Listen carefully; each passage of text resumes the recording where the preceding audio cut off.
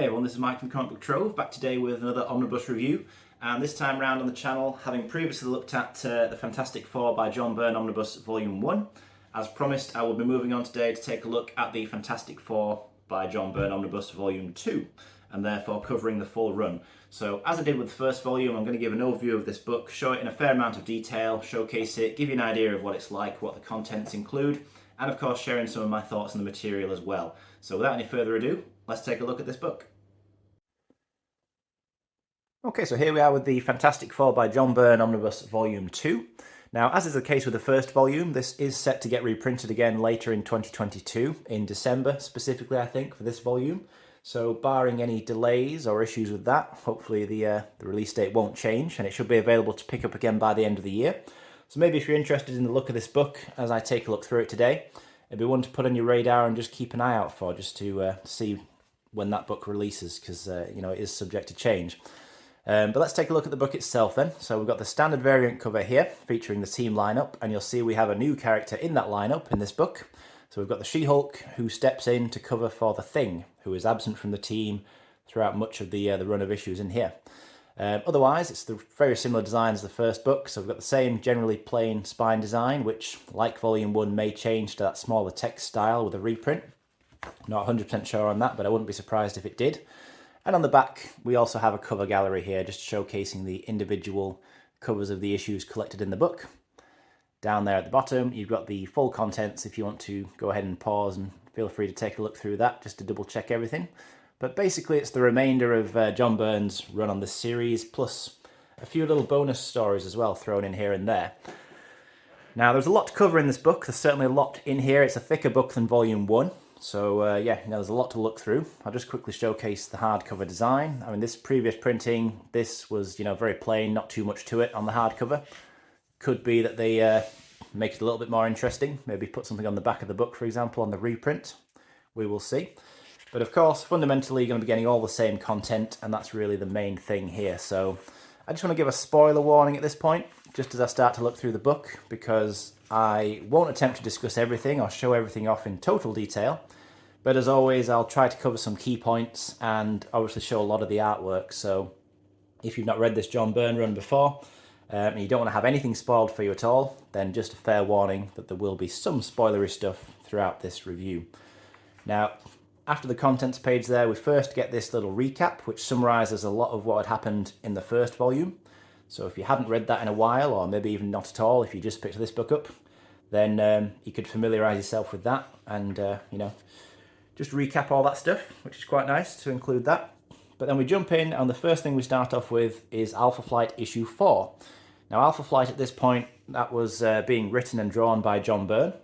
And here we see Sue Richards getting into a story that crosses over with Namor. So at the end of the first volume, the last thing we saw in the last issue collected in there was Namor kind of desperately pleading for help from Sue. And this story picks up exactly what that's all about. So get a nice appearance here from Alpha Flight in the Omnibus. I do like Alpha Flight. I think that's a bit of an underrated series. I've covered the Alpha Flight by John Byrne Omnibus in the past. So feel free to go back and take a look at that if you're interested in hearing me discuss Alpha Flight in more detail. But I realised, after having done my review for Volume 1, there were a couple of key points that I didn't really mention when I talked about that book, which I feel like I need to summarise now because they do kind of inform some of the stuff that happens in this particular volume. A key one of those things being that during this time, Sue is pregnant. So it had been revealed during the run of issues in that first book that she was pregnant again. And there were, there's a lot of celebrations and things about that. And we follow her pregnancy a little bit through this run. Here's a nice little opening page with Namor really going for it.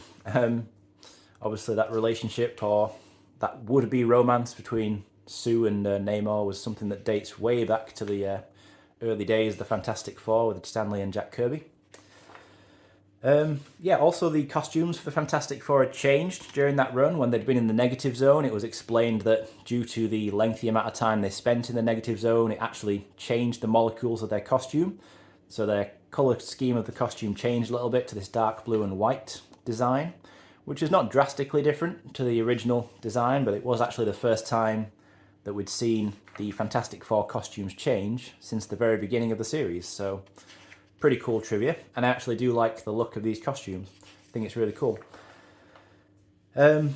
Yeah, so a lot going on in this story. Now, one of the stories that I did mention in a fair amount of detail in my review of Volume 1 was the story with Galactus, where Reed Richards took the decision to save Galactus's life when he could have left him to die. And I mentioned that there were repercussions to that decision. Well, basically, towards the end of Volume 1, Galactus had devoured the Skrull homeworld, and as a result of that, here we see Reed Richards placed on a kind of cosmic trial in this issue, which is really great, 262, where he's basically being held accountable for the actions of Galactus, because he could have allowed Galactus to die and he didn't. This is really interesting, weird issue though. So this is fourth wall breaking, to be honest, because John Byrne puts himself in the story. This was during a month called Assistant Editors Month that Marvel did, and during that month most of the comics had something weird and wacky happen in them.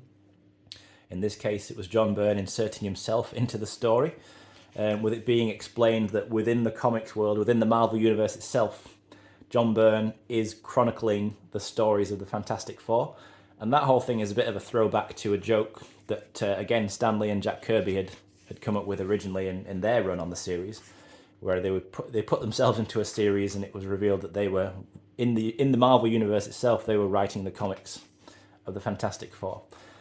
So yeah, an interesting little joke, but overall a really serious and cool story, despite the weirdness of Byrne himself being in it.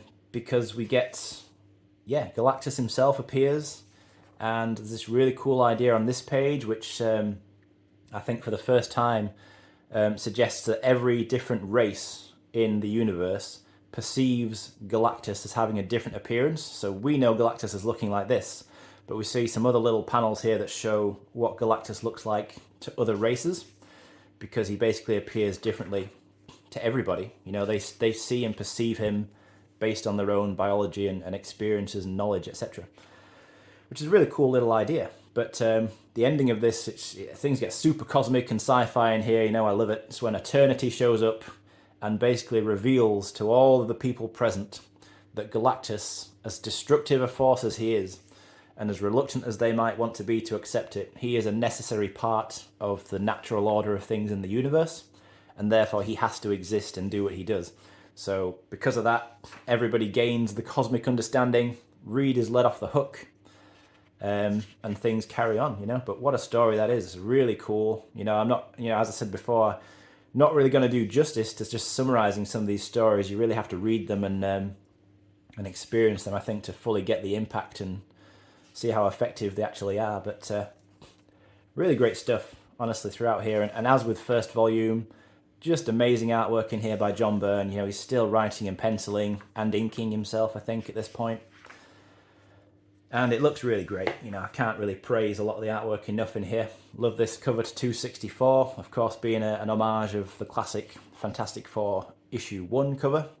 And I like the joke on the cover that this time around the monster's on their side. But yeah, really, really great. Honestly, this, it's just a book I really have to recommend. If you're interested in Fantastic Four at all, you know, and maybe you've just not read that much Fantastic Four stuff, John Byrne's run is a really great starting point. You know, if you don't want to go back and check out the really early stuff with Lee and Kirby, this is a really great place to start. We see here, as I said, we follow through Sue's pregnancy. See how she's getting on with that. She's kind of had to take a leave of absence from the team, naturally, as a result of that. And, you know, very shortly we get She-Hulk coming into the team as well, because Ben Grimm, the Thing, kind of goes off and starts to do his own thing for a while. I just want to mention this artwork, though. I don't really like to be too critical of particular art styles, but there's an issue here from the Thing solo series, which was being published alongside Fantastic Four at this time. So this is the Thing issue 10. John Byrne wrote this, but the art is by Ron Wilson and Hilary Barter. Not really artists I'm too familiar with, but as I was looking through this, I couldn't help but be distracted by the weirdness of some of the faces and how they're drawn in this particular issue. Like here, you know, here as well, here. Really weird style of drawing faces here by these artists. I'll be honest, I don't really like it. That one again. Yeah, some strange looking faces in there, I've got to say. But this is where Johnny, Reed and Ben all get taken off into the original Secret Wars event. And they disappear for a time. Then you get a page here that summarises that Secret Wars event, which is not collected in here at all. That was a 12-issue event, really Marvel's first major ever crossover event. And then they get back. And this is when the She-Hulk comes into the story. And as I say, she becomes a mainstay for quite a while afterwards. So really cool. I think that it's the first... No, it's not true. It's not the first time there'd been a change up in the lineup, because previously Crystal of the Inhumans had been in the team.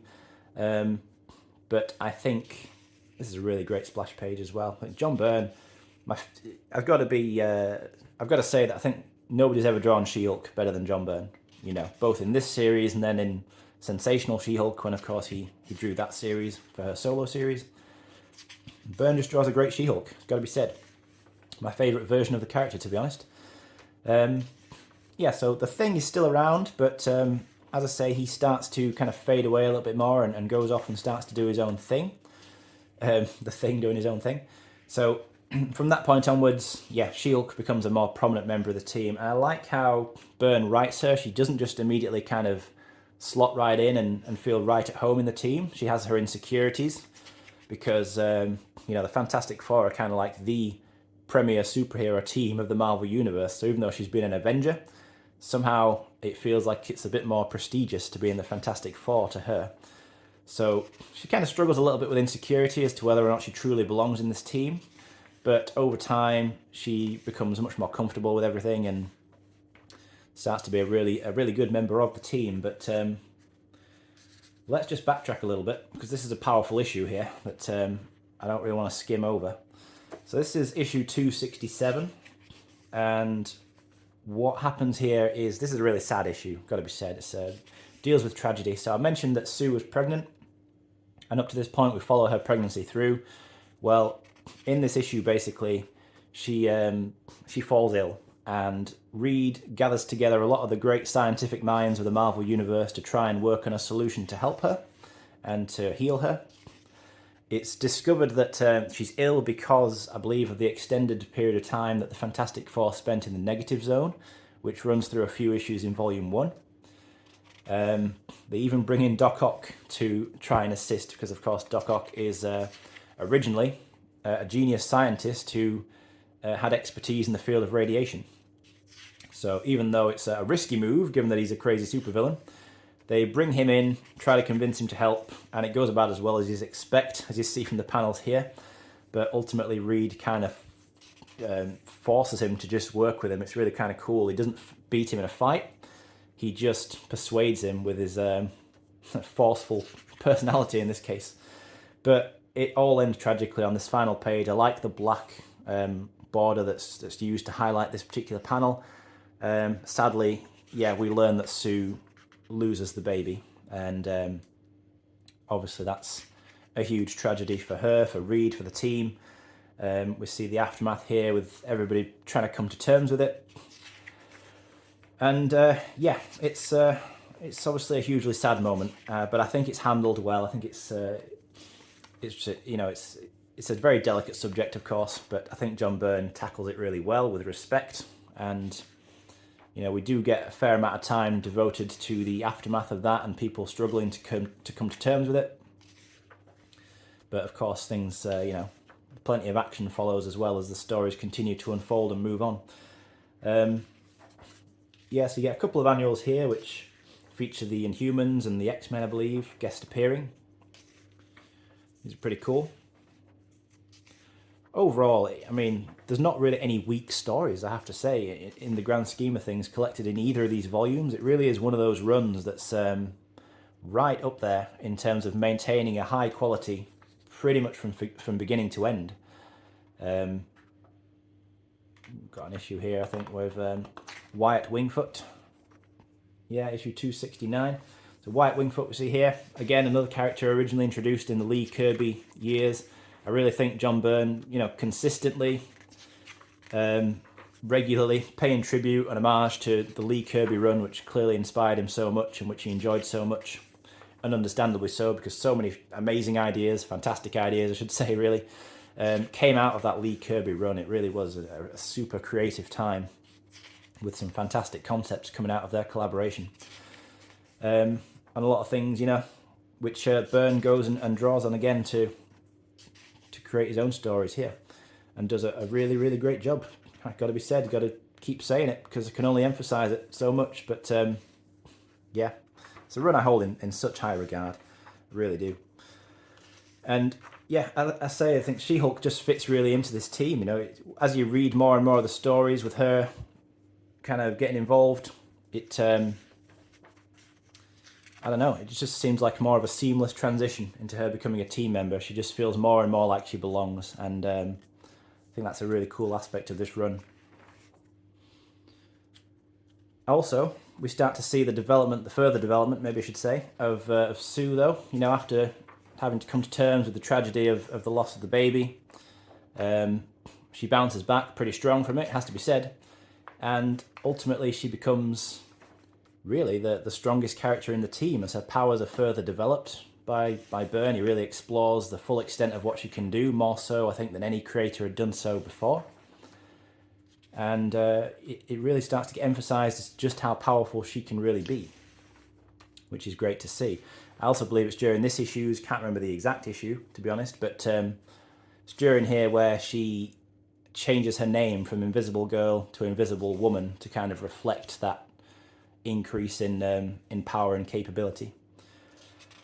Yeah, we see a little bit of the black alien suit that, of course, plays such a significant part in Spider-Man's life because the Fantastic Four were originally involved in trying to contain the symbiote. This is a really fun issue 275. So this is like really tongue-in-cheek stuff. There's a little box here just to note that this whole story is inspired by a pin-up of She-Hulk that was done by Kevin Nolan. That pin-up is actually collected in the back in the bonus material, so I'll show that off. But basically you've got this guy, this kind of photographer dude, this who's trying to take some cheeky snapshots of She-Hulk as she's bathing on the roof, and the whole story is pretty much her chasing after him to try and stop the photos getting out. Really fun stuff. I think this is an issue that kind of foreshadows the kind of fun style that Byrne would bring to the sensational She-Hulk series when he took on that solo series later on. But it's also pretty funny that this guy, this kind of shady photographer character, bears a kind of uncanny resemblance to Stan Lee. I always thought that was kind of funny. But yeah, just a pure fun issue, that one, really. Just great stuff. Really like it. The relationship as well between Johnny and Alicia Masters, that starts to develop really and get into a full swing of things. In fact, because they had kind of got together in the Thing's absence, and then he came back and discovered that they were sort of a couple, and that felt, you know, he understandably felt quite betrayed because he'd been going out with Alicia for a long time in the comics up to this point. So for her to not only be going out with another guy, but for it to be Johnny, a fellow team member, he understandably doesn't take that very well, and in fact that's one of the key reasons why he's absent from the team for so long, because he doesn't feel like he can stick around in that situation. And their relationship does continue. Now it does get explained later on through a retcon that, in fact, this is where the Thing discovers them together. Quite a good scene where he just breaks through the door here very dramatically. Yeah, it does get retconned a bit later on to explain that this wasn't actually Alicia who Johnny was going out with, it was somebody else. So yeah, that does get undone later on. But nevertheless, throughout this story, it's, you know, it's something that's some of the kind of soap opera dramatics you can typically expect in a comic like this. Pretty cool stuff.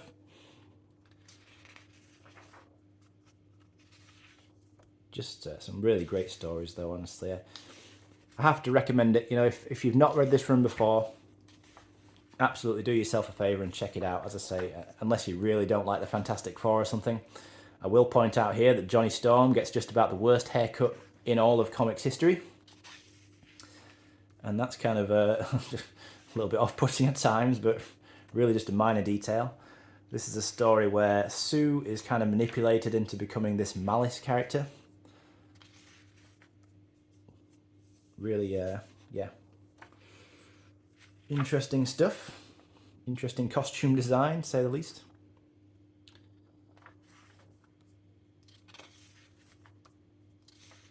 Yeah, here's little Franklin Richards, the young son of Reed and Sue, who it turns out is a mutant. I think around about this time his powers are only really just surfacing, but he is actually an incredibly powerful mutant in his own right. Little Franklin.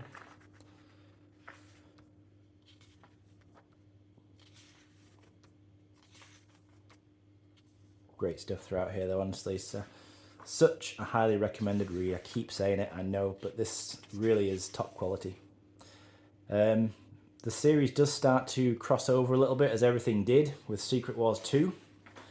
Now, Secret Wars 2 is not an event that I enjoy. I just think it overstayed its welcome and it crossed over into too many series. Yeah, not great. Oh yeah, this story. Is this the story I think it is, where there's a young boy? Yeah, it must be. There's a young boy whose idol is the Human Torch. Yeah, this is horrible actually, this issue. Really, really dark stuff. But this young boy sets himself on fire. You know, he literally covers himself in fuel and sets himself on fire in an attempt to be like Johnny. You know, and understandably, this absolutely haunts Johnny like you wouldn't believe, because he feels super guilty and responsible for this young boy's death. Again, you know, this is the kind of things I'm taking. There can be such fun issues in here, like that 275 with She-Hulk chasing down a tabloid photographer, and then you get serious stuff like Sue having a miscarriage and, you know, children dying, and, you know, it's such a an emotionally versatile run. You know, Byrne can really deals with all sorts of subject matter in here, and does it all really well. You know, you get a bit of everything in this book. I really think you do. Another key thing that ends up coming out of this run, though, is the reappearance of Jean Grey, you know, who'd been, well, believed dead since the end of the Dark Phoenix saga. It was during this run of issues that it was actually Byrne himself, who, of course, was part of the creative team who had originally killed off Jean Grey, ended up bringing her back in here. In fact, in this issue right here. Yeah, issue 286, which comes towards the end of the run.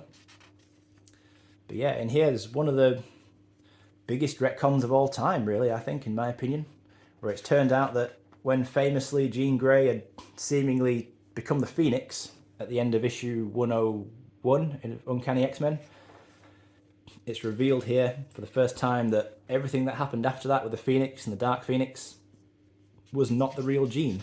And the real Jean had been stored in some kind of psionic cocoon in the river all this time, and she comes back, and for her no time has passed since X-Men issue 100. And obviously for everybody else this is like years later. And that then leads into the formation of X-Factor, with the original X-Men all getting together and all that. Yeah, one of the more probably divisive retcons, I think, because it's just one of those stories where you take something like Dark Phoenix, and then you, in the retrospective of understanding from this point that it wasn't really Jean Grey and all that story, kind of takes away from the significance of it all, really. But overall, that's comics for you. You know, things change and get messed around with all the time. Can't be helped. It's part of the nature of it, really. We've got some, you know, more Doctor Doom in here. You know, Doctor Doom appearing regularly throughout the series. Here's the Beyonder from Secret Wars 2. He gets involved. More crossovers with that event.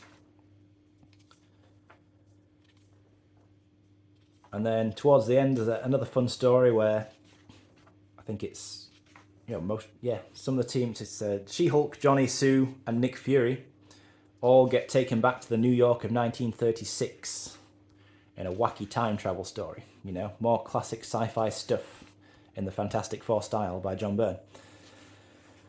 It's just, I think, being a huge sci-fi fan, it gives me a natural soft spot for Fantastic Four in general, because it really is like the ultimate sci-fi comic. But yeah, I just think if you're into the genre at all, it's such a fun story, or fun run, I should say.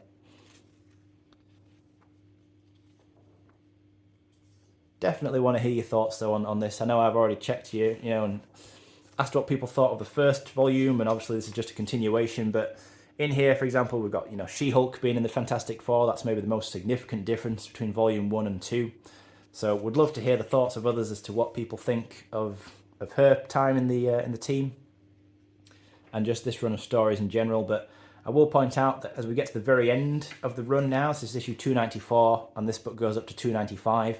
But at the very end, John Byrne did drop off the book in the last story arc before it was finished. So for example here, Byrne is credited as plotter, but it was actually scripted by Roger Stern with Jerry Ordway and Al Gordon as the artists. And then the very last issue, 295, has no involvement from John Byrne whatsoever. By this point, he had fully left the book and Roger Stern was on there as writer. But nevertheless, this is included, and rightly so, it's included to finish off the final story that was started by John Byrne in here. So, it would be incomplete if this wasn't in there. So it's definitely a good idea for them to have included it.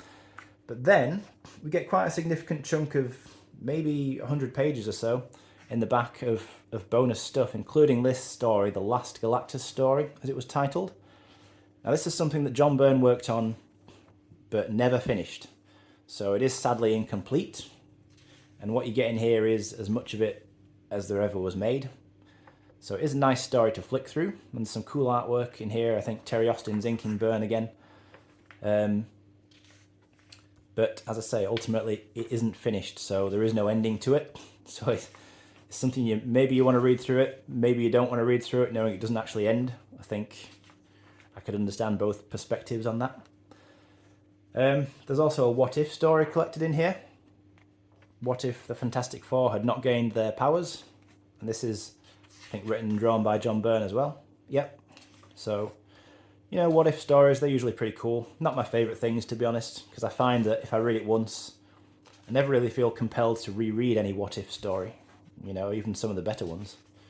Because I feel like once you know what the what if scenario is, then you know it, I don't know. Maybe that's just me, but not the biggest what if fan overall. Oh yeah, so this is interesting. This was a reprint of Fantastic Four Annual 1, but with a few pages of original artwork that were put in here by John Byrne, but he was drawing in a very Kirby-esque style so that it would fit seemingly into the reprint of that first annual. So it's pretty cool to see Byrne drawing in a deliberately Kirby style. And then there are some pin-ups by him as well.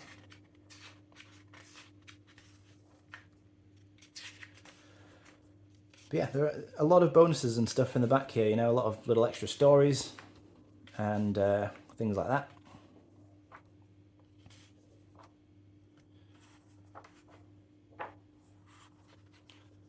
Yeah, just a real selection of all sorts in the back here. Yeah, some photos of John Byrne himself, the man himself.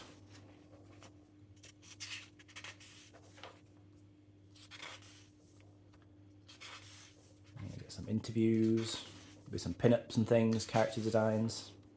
There's that pin-up from Kevin Nolan. So that's the image that inspired John Byrne's story to 275. Pretty cool that he got a whole story idea just from one kind of pin-up image. But that's definitely a nice piece of artwork by Nolan, no doubt.